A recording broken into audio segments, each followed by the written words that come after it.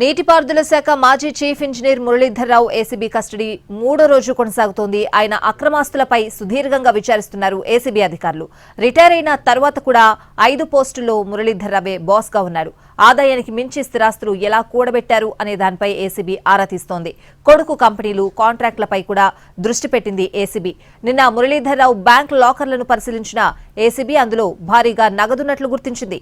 మూడో రోజు ఏసీబీ కస్టడీపై మరిన్ని వివరాలు మా ప్రతినిధి రాధాకృష్ణ అందిస్తారు.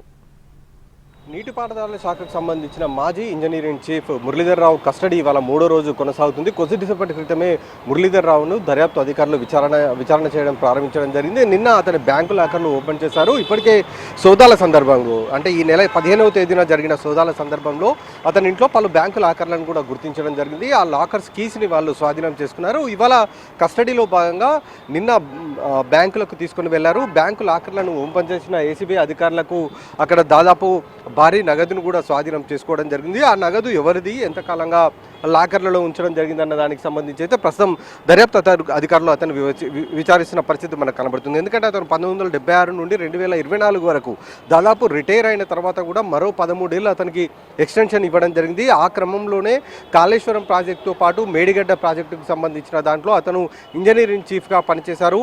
ఇదే టైంలో అంటే ఇతను ఇంజనీరింగ్ చీఫ్గా పనిచేస్తున్న సందర్భంలోనే ఇంజనీర్లుగా పనిచేసిన నీటిపారుదల శాఖకు సంబంధించిన హరిరామ్తో పాటు నూనె శ్రీధర్ వీళ్ళిద్దరు కూడా భారీగా అవినీతికి పాల్పడినట్లు కూడా దర్యాప్తు అధికారులు గుర్తించడం జరిగింది. ఏసీబీ అధికారులు సోదాలు నిర్వహించి ఒక్కొక్కరు కూడా దాదాపు 200 కోట్ల రూపాయలకు పైగా కూడా ఆస్తులు కూడబెట్టినట్టు కూడా గుర్తించడం జరిగింది. ఇదే క్రమంలోనే మురళీధర్రావు ఇంట్లో కూడా సోదాలు చేసి దాదాపు హైదరాబాద్ శివార్లలోనే 11 ఎకరాలకు సంబంధించిన వ్యవసాయ భూమి, మొకిళ్లలో 6500 గజాల స్థలము, అలాగే కరీంనగర్, హైదరాబాద్తో పాటు మరికొన్ని ప్రాంతాల్లో కమర్షియల్ కాంప్లెక్స్ సంబంధించిన భవనాలను గుర్తించడం జరిగింది.